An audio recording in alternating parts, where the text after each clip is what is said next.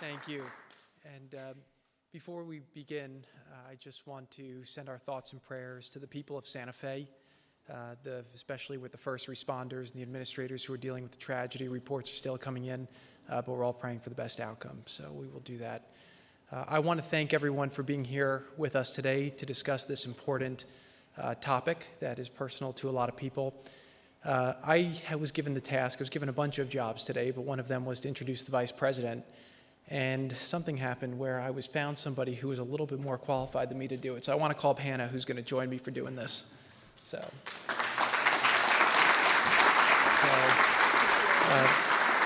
During the campaign, when I was able to spend a lot of time with the Vice President, this was one of the first issues that we spent a lot of time talking about. And what he's done in the state of Indiana really was remarkable and was a model for a lot of other states that are also doing great work.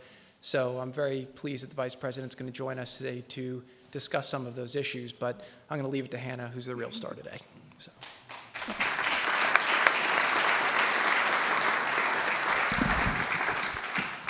Good morning. Thank you. It's an honor to be here today with all of you. Words cannot describe how grateful I am to see everyone here talking about a topic that is so close to my heart. I used to have a dream that I was with my dad, but we were surrounded by metal fences and metal tables. It wasn't until I was 9 that my mom told me that my dad had gone to prison and that it wasn't a dream, it was a childhood memory. It turns out I'm not the only one with memories of having to visit a mom or a dad in prison. There are 10 million other kids in America who have had the same memory. All these kids want is to come home from school, eat a snack, and talk about their day. To have a mom or a dad at their ball game, or to hear them read a bedtime story and get a goodnight kiss. Incarceration has many negative impacts for children and families, and it often kicks off a vicious cycle. Children who grew up with parents behind bars are 6 times more likely to be incarcerated as adults. Children whose parents suffer from addiction are 8 times more likely to become addicted when they're adults. You're also much more likely to grow up in poverty. It makes you wonder, how can we break this cycle? As a kid, it is all very confusing to watch grown-ups fight over politics instead of helping people and solving these problems. And that is exactly why it is so meaningful that we are all here today to focus on the solutions, so we can break these cycles. People can get the help they need, and kids can be reunited with their moms and dads. To continue this conversation, it is my honor to introduce to the stage the Vice President of the United States, Mike Pence.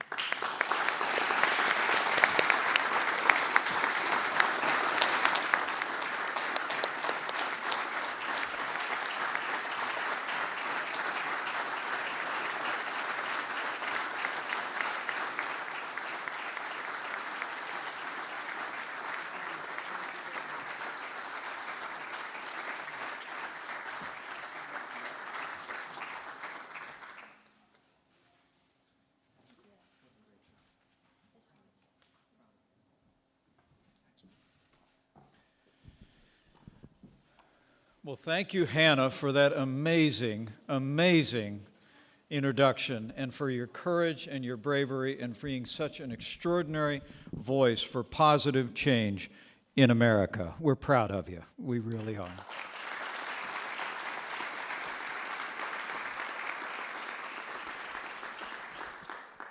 I was deeply moved, as I know you all were, by Hannah's reflections and the courage she and her mother have shown and their willingness to lend their voice and their experience to this enormously important national debate. Before I begin, allow me to address the shooting that took place this morning in Santa Fe High School, Texas. The President and I have been briefed. We'll continue to monitor the situation, and we will make all federal resources available to first responders and school officials in the wake of this incident. But we say to the students, the families, the teachers of Santa Fe High School, and all of those affected in the entire community, we're with you. You are in our prayers, and I know you are in the prayers of the American people. To members of the Cabinet, Governor Fallin, Governor Martinez, members of Congress, to all the state leaders gathered here, to all those working with faith and compassion and conviction all across this country. It is my great honor to join you here today at this first ever Prison Reform Summit at the White House.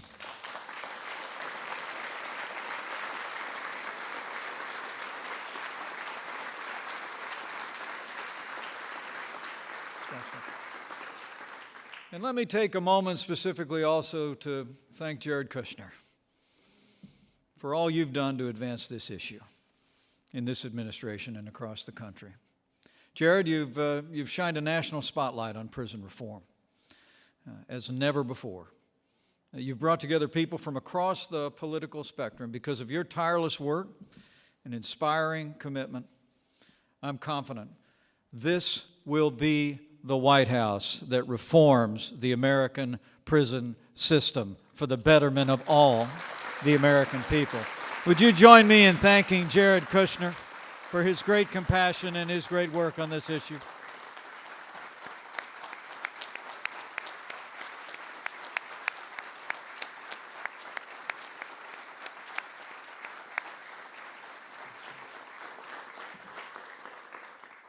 As you'll hear from President Trump in just a few minutes, prison reform is a national priority for the Trump administration. The President made this clear in his State of the Union address when he said that we are fully committed, in his words, to help former inmates who've served their time to get a second chance. During this National Police Week and every week, we will always stand with the men and women of law enforcement as they work to keep our streets and cities safe. But we also stand for the principle that once you've served your time and paid your debt to society, you deserve a chance to make a difference in your life and in the life of this nation.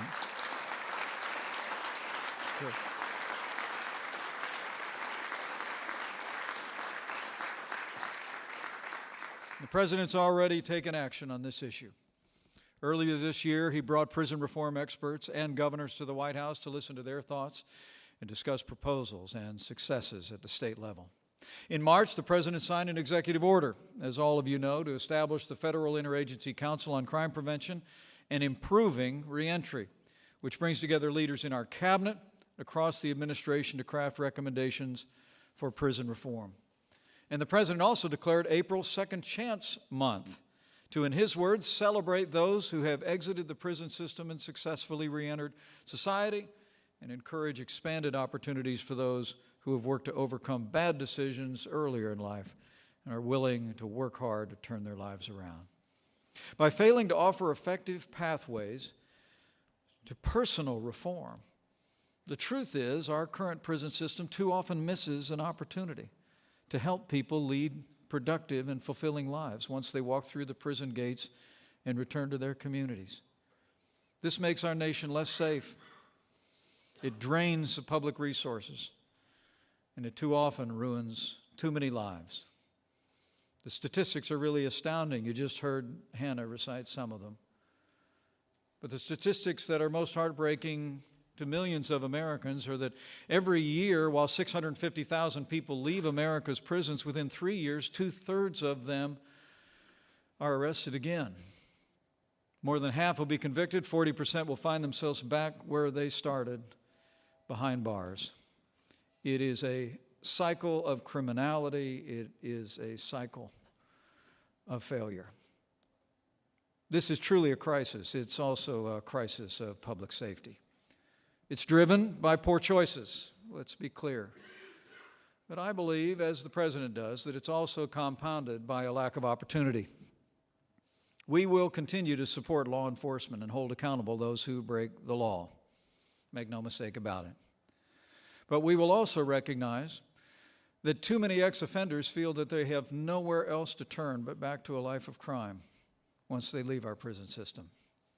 Recognizing this is why our administration is working tirelessly to identify and promote the reforms that will give current prisoners the training and the skills they need to choose and chart a path of self-sufficiency and success. We're looking for programs that are grounded in evidence, proven to work, And as the experts in the room here know, there's a remarkable range of possibilities in that category. They include programs that address mental health and drug addiction, as well as those that provide job training and mentorship. Some are run by government agencies, while others are organized by community groups, by nonprofit organizations, and faith-based organizations. President Trump has already called on federal, state, and local prison systems to move forward with the best reforms, whatever they may be and whatever the source, public or private or faith-based. Our administration has been inspired by states like Kentucky and Kansas that have already shown how reform can improve public safety and prisoners' lives. And we'll continue to work with leaders in both political parties in the Congress, the House, and the Senate to advance prison reforms that will make our country safer by offering better choices to those behind bars and to former offenders. As I close, and Jared reflected on this a moment ago, let me just say that prison reform matters deeply to millions of Americans, and even in my little family and my life experience, I've seen the impact that prison reform can have. It's about public safety, first and foremost. It's about stopping repeat offenders and getting crime off our streets. It's about fiscal responsibility and saving taxpayer dollars that are currently spent on a prison system that costs too much and delivers too little.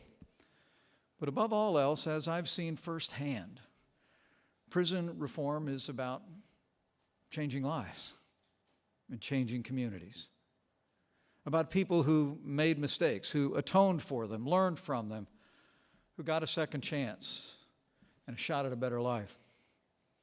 A few years ago, when I was governor of Indiana, I saw the difference prison reform can make.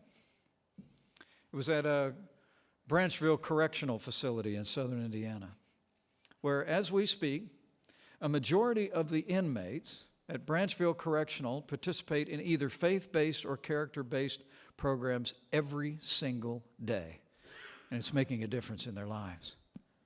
Working with local churches, I witnessed the extraordinary impact that these ministries were having in the lives of these offenders. And with a combination of workforce training in the same facility, we were not only creating the tools for their hearts to change, but we were giving them the ability to re-enter communities and have the kind of relationships in the communities that created pathways for gainful employment. I mean, truthfully, it was remarkable to watch. The symmetry, the relationships that would be built through these programs, through volunteers coming alongside offenders, pouring themselves into the lives of these offenders, building relationships, and as the offenders developed new skills and new abilities, then they would leave the Branchville Correctional Facility, re-enter the community, oftentimes Evansville, Indiana, and it was those very relationships that would open doors for gainful employment and a fresh start in life. I mean, I witnessed in our prisons what I've known throughout my life. Changed hearts mean changed lives.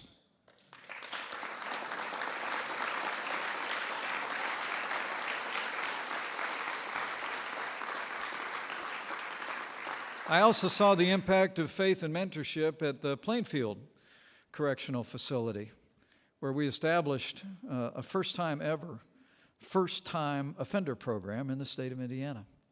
Many of the mentors and volunteers in that program were ex-offenders who had turned over a new leaf after they have put their faith in God. They're now answering the call to ministry to men and women caught up in a life of crime, oftentimes in the very same facility where they spent time. You know, these changed lives inspire the nation. But these programs are making a difference in the lives of individuals and in communities every single day. The truth is, these programs are making America safer by opening doors to second chances to tens of thousands of those who made wrong choices earlier in life. And I can assure you, we are determined in this administration with President Trump's leadership to seek ways to expand these opportunities to more offenders to the benefit of the nation. That's what President Trump and our entire administration are committed to do, and I hope today's summit gives evidence to that. With all of your help, with the continued creative leadership of the great governors who are gathered here today and other state officials, with the extraordinary compassion and faith and innovation of those of you who've poured yourselves into the lives of offenders across this country and facilities across this country, with bipartisan support in the Congress and with the strong leadership of President Donald Trump. I know we will open pathways to second chances for more Americans, and we will make America safer than ever before. Thank you for the opportunity to address you today. Thank you for your involvement in this vital issue in the life of the nation. God bless you all.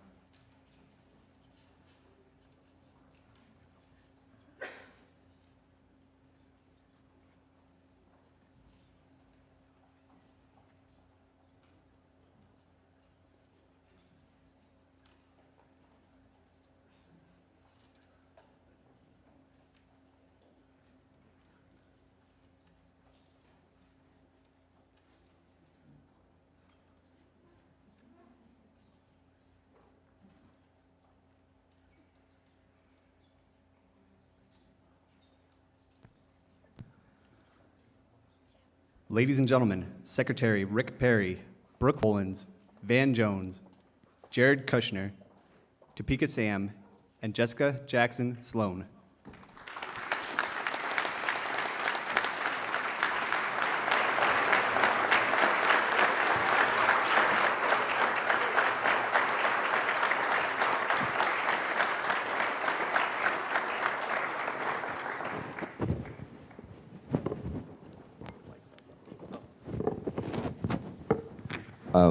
It's an honor to be here. I want to say a couple things right up front. I am not here in my role as a journalist. If I were a journalist, I'd have to ask a whole bunch of questions about a whole bunch of topics. I'm here as a father of 2 little boys that are going to have to grow up in this country. I'm here as a concerned citizen, and I'm here as the president of the Dream Corps. We work on criminal justice. I've been working on it for 30 years. We have a short period of time to talk, and we have some of the best brains in the country to talk about one of the most important issues, which is prison reform. I want to start with you, Jared. You have stepped out on this issue in a way that has been surprising, inspirational. What are you doing, and why are you doing it? So thank you, Van. And first of all, thank you for being here and for all of your advocacy and leadership on this issue. It's been great working together on it, and without your help, we wouldn't have been able to make the progress that we have, so thank you. I also want to thank a lot of the people in this room who really have been some of the great advocates for the work from around the country. I really am inspired by all of the work that you do, and you are making big difference for a lot of people, a lot of families, as Hannah so eloquently laid out earlier. And what I'm finding is that you've given a lot of hope to the people who say that we can't change the recidivism rates, we can't change this. I see in all of your programs and all the work you do that we really can make a big difference, and we are committed to doing it. So thank you to all of you today. To Van's question, and I will be quick because I know we have a short time, this was not an issue that was part of the campaign. And one of the reasons that I was excited about this president was I saw that he had the potential to be a president for all Americans, and because he didn't come from a traditional governing or government background, I saw the president as somebody who would take on all different issues that would impact all different people. This is an issue that I had personal experience with, so I spent some time thinking about, well, from the White House, what can be done? And so we started doing the way that we would look at problems in business, where we said, okay, let's assess the problem, let's come up with a plan to try to drive solutions, and then let's come to a vigorous execution phase. What I found is that there's a lot of people in this government who are very, very passionate about this issue and really want to drive change, and I think we've started doing that, and I think we have a lot more effort that's going to be able to come. One of the things we had to do, though, is take it to the president. Obviously, this has to be the president's initiative, or else we wouldn't be able to be working on it here. And so we gathered a bunch of experts to meet with the president and explain to him, the situation with 650,000 people leaving prison every year, how a lot of these people will become future criminals with victims, and often how the people leaving prison are more disadvantaged than when they got into prison, and it makes them more likely to commit future offenses than it is for them to have opportunities and to live a second chance once they've paid their debt to society. The president's response was really remarkable. He looked at it. One of the people in the room said to the president, they said, well, you campaigned that you were going to work for the forgotten men and women of this country, and there's nobody more forgotten or underrepresented than the people in prison. And I could see right then the president said, that's right, we got to do something about this. And since then, he's been all in to push this initiative and has really empowered his team and led his team to try and drive solutions. So we've been working in the federal level. We're working on the state level with a lot of the great governors who are here today, and with a lot of you who are really in the field doing great work. So that's how we got here. That's why we're doing it. And we believe we can make a lot of progress. What are some of the things that you're focused on making happen? I know that you've got a lot of activity going on. People may be just curious, what are you moving forward? Sure. So the first thing we're doing is we're focused on the people. We're saying, how do we take as many people in this country who, for whatever reason, they've committed crimes or they're in prison, and how do we help them have the best chance of living a productive life after? So the first thing we did is we spoke to a lot of the people. A lot of the people are in this room today. And what we saw is that it has to be a holistic solution, right? So if you just help somebody get a job, or if you just help somebody with addiction or whatever it is, it's a less likely of achieving the right outcome than if you do them all together. So we really want to make sure that we have all the best practices together. Another thing that the Attorney General has been a great leader on is making sure that all the programs that we're working on are evidence-based. So we're focused at the federal level, where we only have 8% of the country's inmates, but we're working on legislation in Congress now, which just got out of the Judiciary Committee, 25-5 vote, which is very, very bipartisan for this climate, which we were quite pleased with. Then we're working on the Reentry Commission, where the new director of the Bureau of Prisons, General Lynch, has been working with Attorney General Sessions to look at all the different changes they can make in the prisons.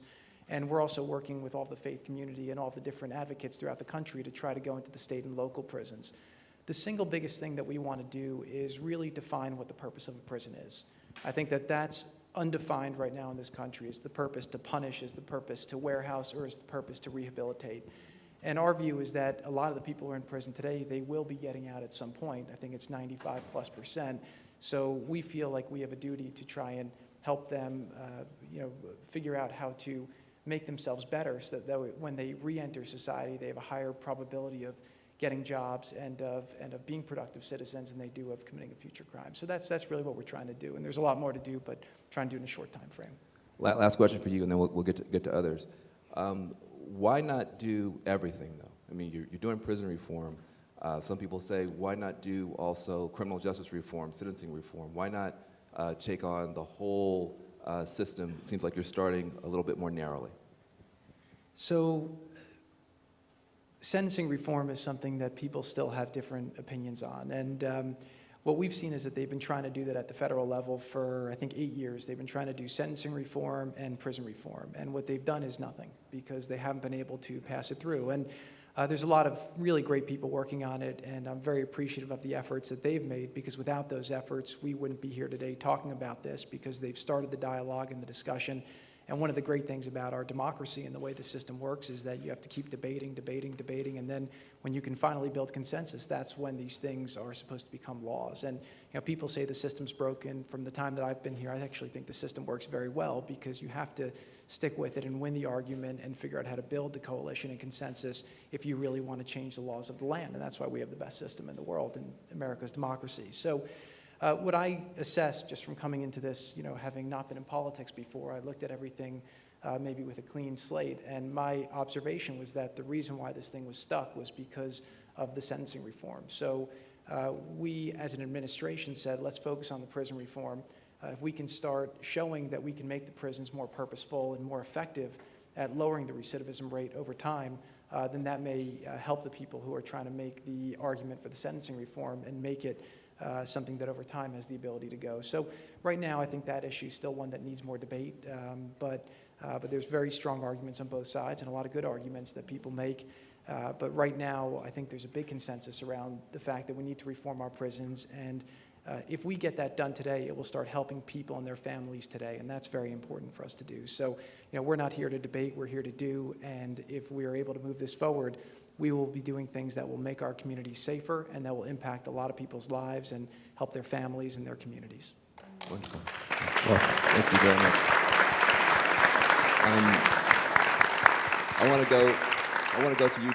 Topeka Sam is here. You've been a tremendous advocate for women behind bars.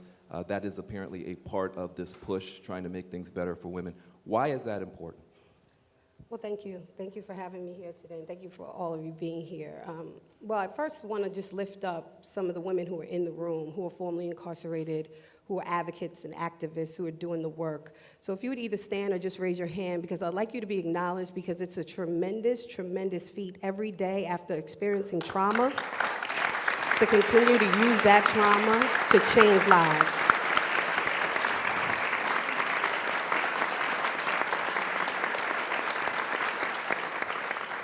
Thank you.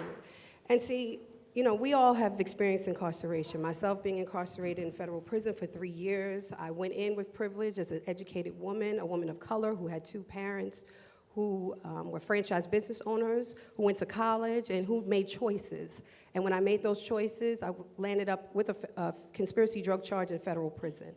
And when I did, what I saw was what happened to all the women that were impacted, not only by the systems that I even contributed to, but systems that people were put into based on poverty and race. And when we look at how we want to really change the system, we really need to start thinking about the people that are most impacted or directly affected. And those are people who are experiencing poverty in our country. Now, there are 80% of women who are incarcerated presently who are mothers. 86% of women have experienced sexual trauma, violence, or abuse, and that's just the ones that are actually reported, because everyone doesn't tell and share their stories, right? And then we think about the fact that there is 2.2 million people incarcerated, 4.6 million people who are on pretrial probation or federal supervision, and 70 million people in this country that presently have a criminal conviction. That's 1 in 3 adults. Which means that it's not only the women who stood up and myself who have a criminal conviction or have been impacted by the system, there's a lot more people in this room. And so I think that it's important for all of us to look at what we've been doing in this country.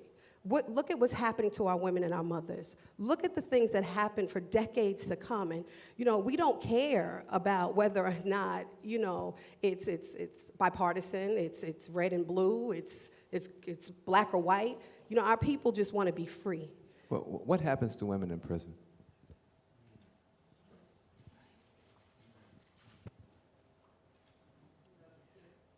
Women are victimized and traumatized over and over again.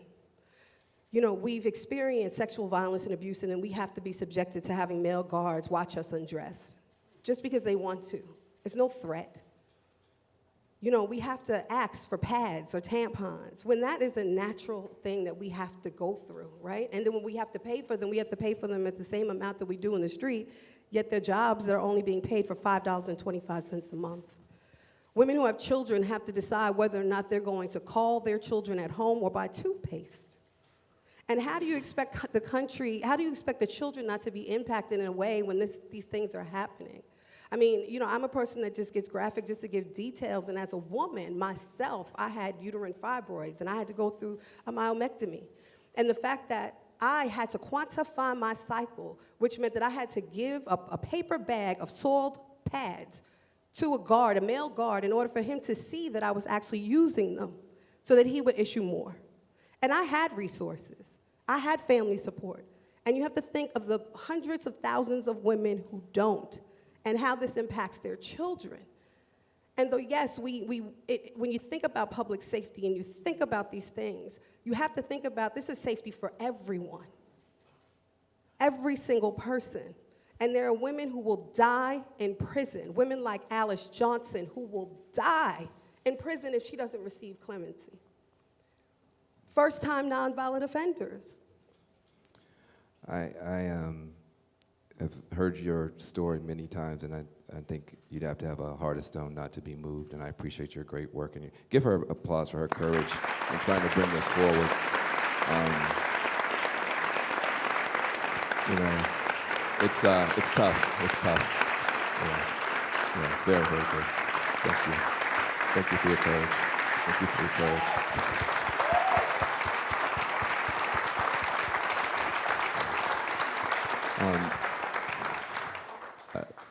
Jessica Jackson has said about this issue that it's a one-to-one conversion.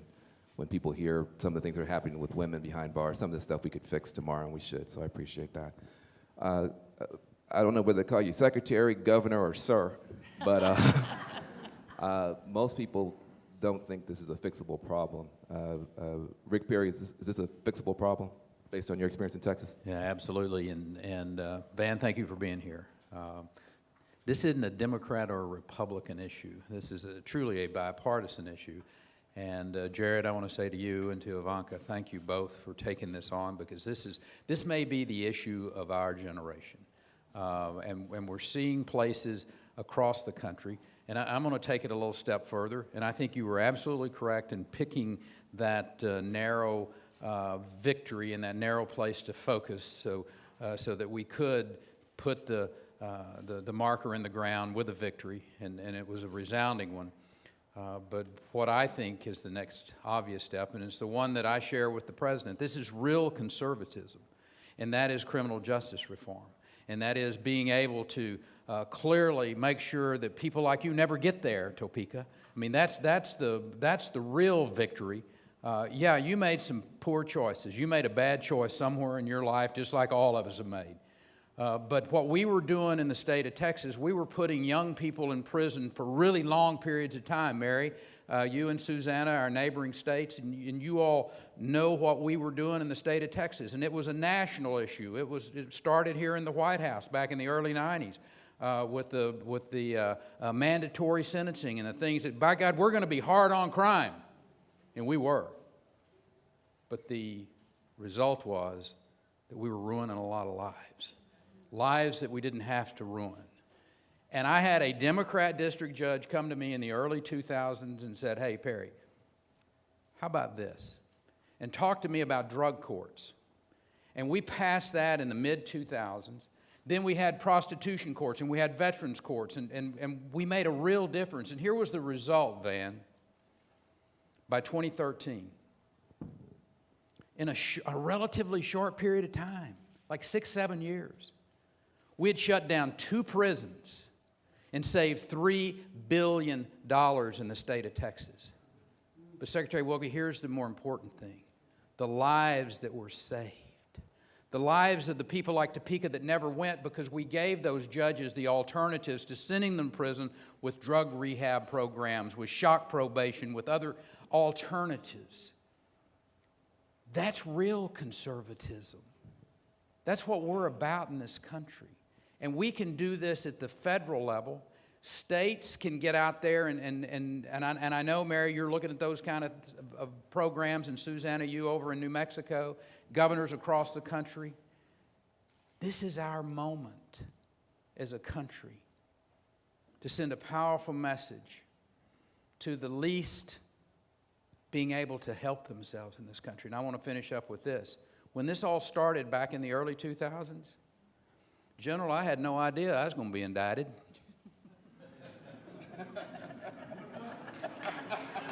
But I was. So this became really personal for me. And the grand jury system became really personal to me about how it's abused. Erica Dockery in Houston, Texas. People like her who basically were threatened with their children being taken away unless they didn't change their testimony, in her case against her boyfriend. This lady, March the 2nd of this year, in a civil rights case in Houston, Texas, it was clearly shown where the district attorney's office knew about the information that would have clearly shown that her boyfriend couldn't have killed that police officer because he was asleep on the couch. But it was kept away from that grand jury. It was kept away. And those types of grand jury reforms in the states, we've got to be courageous to stand up and do. And Brooke and the Texas Public Policy Foundation, they were on the lead of that in Texas. And I'll promise you, Texas, we're going to be back. We're going to be back in 2019, and we're going to talk about these criminal justice reforms in the states and at the federal level, and America is going to be a better place because of what Jared and Ivanka and people like Van and Topeka and you all have worked on together. I mean, God bless you. I'm in the fight. I'm going to add for just a minute. Woo! I want to add to our great governor, Secretary Perry. My name is Brooke Rollins, as the governor mentioned, but I'll be joining Jared and the Office of American Innovation and Ivanka at the White House in just 2 weeks' time. Give her a It's round of my applause great for that. honor. That's a Well, big deal. no, That's a no, big no. deal. I'm so pleased. The governor told the great story of Texas, and Governor, not to correct you, but we're now at 8 prisons closed in Texas. But here's what's really, not 2, but 8. But see, this is what happens. I know. But more importantly than that, the crime rate in Texas is down 30% since we've done that. Texas's population has doubled, exploded because of our great job growth, thanks to a great leader. But as far as the prison reform system goes, we've closed down 8 prisons. We have completely changed licensing laws and probation laws. Secretary Acosta, I know in Miami, you implemented the first veterans court in the country. These things all make a tremendous difference, and we are a country of second chances, and we are a country of redemption, but we're also a country about public safety, and that's the beautiful thing about what we're trying to do, what we've done in the states, but now at the federal level, what we're working to do is this will help decrease the crime rate and keep our communities safer. So that's an important point too. Thank you. Thank you all for having me here. Well said. Well said. I'll go to you last, Jessica. You and I get a chance to work together on your Cut 50 campaign. You are a Democrat. This is not a bipartisan moment overall, but on this issue, there seems to be a little bit of a bipartisan thaw. Why do you think that Democrats should be working with Republicans on this? And what can we do to make sure that when people do come home, they come home and do well and keep this momentum going? Well, first, thanks for having me here and giving us this opportunity. I am so excited to see this continued bipartisan effort, an improved bipartisan effort. It feels like it's gaining momentum on this issue. I think for me, it's personal why we need to come together. When I was 22, my husband was sent to prison. I found myself standing in a courtroom holding our 2-month-old daughter, who's now quite a bit bigger. Right there, the superstar. Introduced the vice president earlier. But at that time, you know, all I wanted was for my husband to come home. I didn't care if it was a Democrat that passed some policy or a Republican that passed some policy. And I remember once I started to learn about the system and learn how the political division was getting in the way of progress and ripping apart families across the country. All I wanted to do was see people reach across the aisle. We all know somebody who's been impacted by incarceration. Now, maybe it's your best friend, maybe it's your husband, maybe it's yourself, maybe it's the guy down the street. We all know somebody who's been impacted by incarceration. We need to focus on empowering people who have been incarcerated to come home and be a part of the solution. Help us figure out how can we actually address some of the underlying reasons people are committing crime: mental illness, drug addiction, poverty. How can we use the voices of those who have been through the system to improve it? So you say, how can we start bringing people home and make our streets safer, which should be the goal for all of us?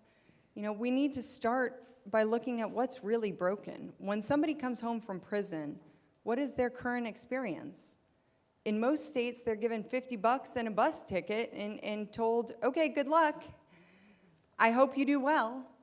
And this is after years of being inside of a prison where they probably are not getting the resources or the help they need to rehabilitate. So we need to start by having a real conversation about housing for people coming home from prison, about how do we get them jobs. And how can we improve their lives as they're coming home and support them in succeeding? Very good. Well, first of all, give this panel a round of applause. This isn't just for show. About half the people in this room were working this morning together in real working sessions trying to figure out how to solve real problems together, and we're going to keep working together. And I just want to say, as a proud Democrat and a strong progressive, both political parties have core values. For Republicans, liberty is a core value. Limited government, individual rights, that is a core value that's being, I think, challenged now with too much incarceration. And Democrats have a value around justice and making sure the little folks don't get mistreated. That value is getting run over too. If we can't get together for liberty and justice for all, if we can't get together for liberty and justice for all, something's wrong with this country. We're going to do something on this issue. We'll fight about everything else, but on this issue, let's get together. Thank you very much.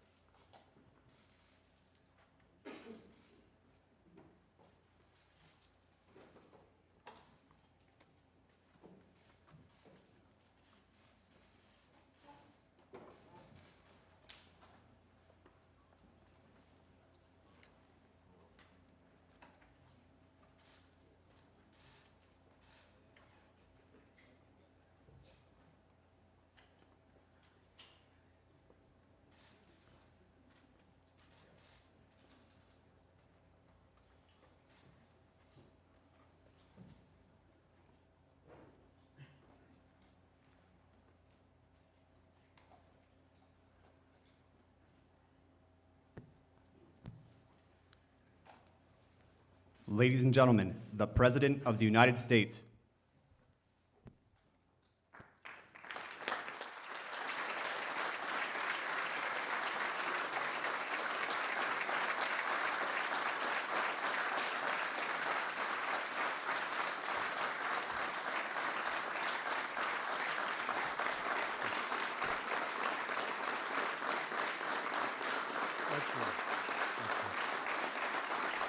Thank you.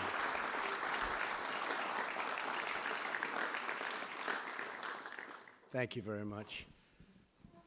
Unfortunately, I have to begin by expressing our sadness and heartbreak over the deadly shooting at Santa Fe High School in Texas just took place moments ago. We're closely monitoring the situation, and federal authorities are coordinating with local officials. This has been going on too long in our country, too many years, too many decades now.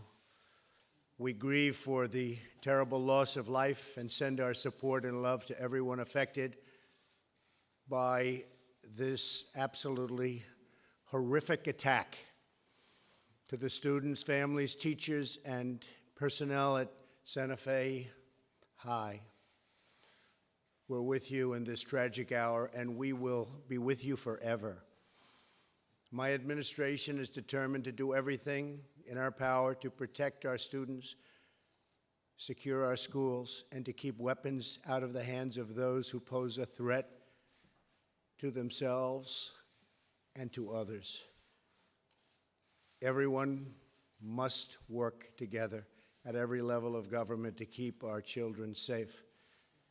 May God heal the injured, and may God comfort the wounded, and may God be with the victims and with the victims' families.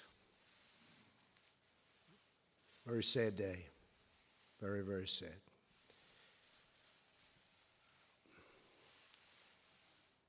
On another note, very positive note, I'm honored to be here today with so many leaders from across the nation who are committed to the crucial issue of prison reform.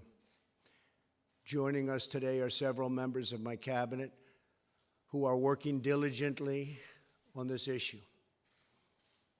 Attorney General Sessions, Secretary Zinke, Secretary Acosta, Secretary Perry, Secretary DeVos, and Acting Secretary Wilkie, who, by the way, has done an incredible job at the VA, and I'll be informing him in a little while, he doesn't know this yet, that we're going to be putting his name up for nomination to be Secretary of the Veterans Administration.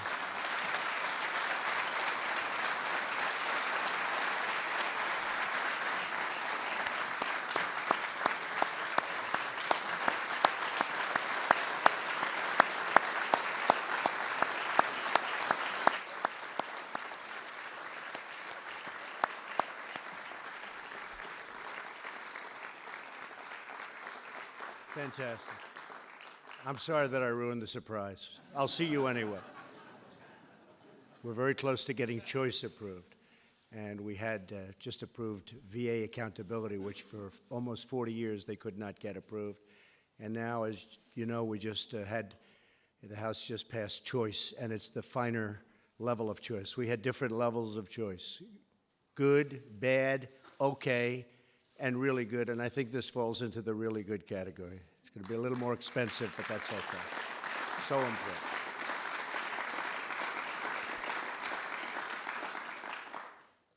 So we are we have so many terrific partners working on what we're doing and the reason we're here, prison reform, at the state level, including two who are with us today who have really been active, feel so strongly about it: Governor Mary Fallin and Governor Susan Martinez. You've been fantastic. Okay.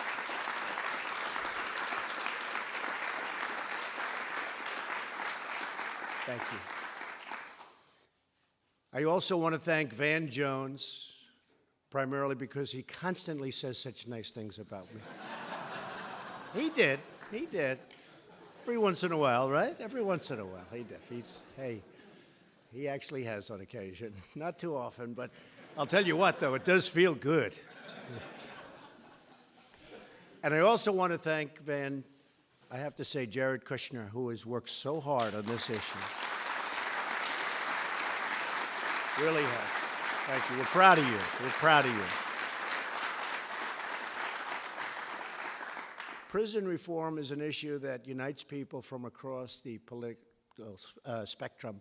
It's an amazing thing. Our whole nation benefits if former inmates are able to re-enter society as productive, law-abiding citizens. Every year, over 620,000 inmates, primarily from state prisons, are released after completing their sentences. For many, really, life outside of the prison is a tremendous struggle. I see it. To find a job, to stay off drugs, to avoid old habits that lead them back to a life of crime, back to prison. Unfortunately, more than 1/3 of former federal prison inmates and more than 3/4 of state prisoners will be rearrested again within 5 years. Nobody wins when former prisoners fail to adjust to life outside, or worse, end up back behind bars. We want former inmates to find a path to success so they can support their families and support their communities. Crucial to this effort is helping former prisoners find jobs. As many as 3 in 4 individuals released from prison have difficulty finding work. It is not merely a waste of money, but a waste of human capital. Some incredible people to put former inmates on public assistance instead of placing them into a steady job where they can pay taxes, contribute to their country, gain dignity and pride that comes with a career, love waking up in the morning and going to a job, making a lot more money than anything they can do, just really enjoying their life. When we talk about our national program to hire American, this must include helping millions of former inmates get back into the workforce as gainfully employed citizens.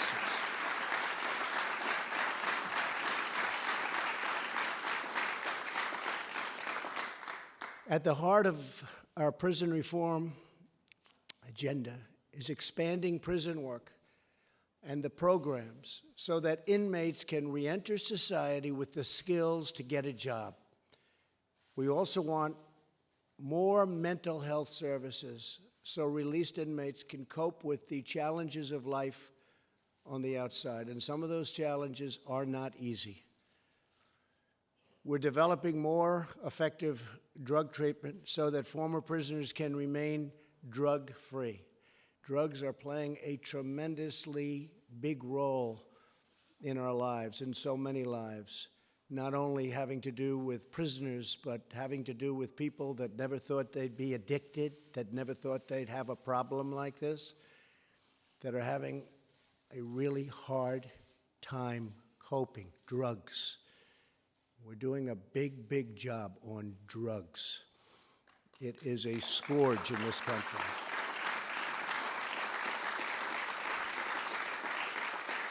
In this effort, we are not just absolving prisoners of their central role in their own rehabilitation. There is no substitute for personal accountability, and there is no tolerance for those who take advantage of society's generosity to prey upon the innocent. However, if we want more prisoners to take charge of their own lives, then we should work to give them the tools to stand on their own 2 feet. They're going to love it. They're going to be great at it. By the way, I have a friend. He hired 3 people. They were prisoners, pretty hard-line people. I can tell you, 2 of the 3, he said, are unbelievably outstanding. It's been 4 or 5 years now. 1, he said, is good, but that's life, right? That's life. Some are okay. He's okay, not the greatest. But he said 2 are superstars. They would have never gotten the chance. And one of the things that we are doing is we have created a great economy. The economy is doing fantastically well, even better than you think in the stock market. And the stock market's only being held back a little bit for one reason, although it's up almost 40% since Election Day. But they're waiting to see the trade deals, and I can tell you, they're going to be great trade deals. It's going to be great for our country. Our country has been ripped off long enough, and we are making great deals. We're meeting with China today, right after this. We're going to another meeting with China. They've been taking out hundreds of billions of dollars. That's not good for people that get out of prison, and that's not good for people that have never been in prison. That's bad for our country, and we're changing it around. We're changing a lot of those horrible trade deals where they take our jobs, they take our money. We end up with no money, no taxes, no employment. Not a good combination. So the greatest thing we can do, the greatest thing I can do, aside from our programs that they're working so hard on, is create a good work environment where it's hard to get people, because then you take people that come out, you give them a chance, and then, like my friend said, they turn out to be outstanding. Jobs are so important. A great economy is so important, and that's what we have, so it makes your job that much easier. As we speak, legislation is working through Congress to reform our federal prisons.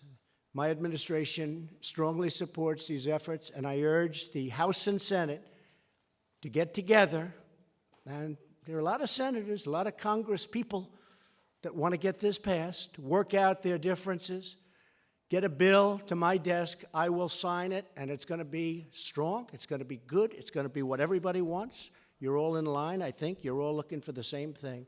So we're going to have something that's going to make you very proud, really very proud. We want, like we do with Veterans Choice, we want the finest prison reform that you can have anywhere, the finest. That's very important. You make sure you both agree, okay?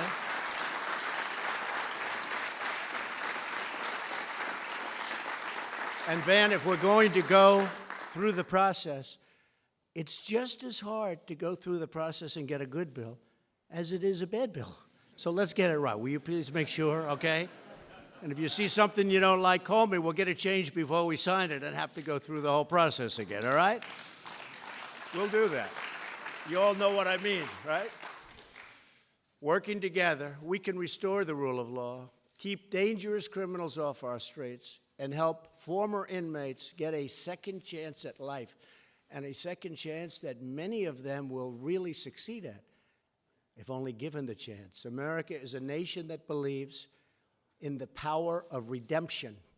America is a nation that believes in second chances and third chances in some cases, and I don't know, I guess even fourth chances. I don't know about that. That's where I think you and I may differ. You know, we'll go 2 or 3, but maybe we will go that extra length, okay? It's a little more liberal in that way, but that's okay. But we're both well-intentioned, I can tell you that. And America is a nation that believes that the best is always yet to come. I want to, again, thank everyone here today, very special people, very important thing that we're doing. This has never been done in our country. It's never been done. We're going to give people that chance, and we're going to give people a chance at great success. A friend of mine told me that when people get out of prison, they're all excited, and then they go, and they have that stigma, they can't get a job. People don't want to hire them. They can't get that chance. And when they do, in many cases, not in all cases, but in many cases, they just turn out to be outstanding, better than other people. So we're going to make our communities more secure, and we're going to make our country more prosperous. And together, we will make America safer and stronger and greater than ever before. And I can tell you, as far as people getting out of prison, it's going to be far, far, far greater than ever before. You're going to get that chance. You're going to really make everyone proud, and you're going to be proud of yourself. So it's an honor to be with you. I want to thank everybody for working so hard on this. So many of the people I recognize in the room, this is literally their most important thing. We have so many different things. Economic development, this is literally, and I can speak for at least 5 or 6 of the people I see, this is literally the most important thing they work on. So it's an honor to have helped, and we're going to get something that's really going to be outstanding. It will be the best of its kind anywhere in the world. That I can promise you. It really will, okay? So God bless you all. Thank you. Thank you.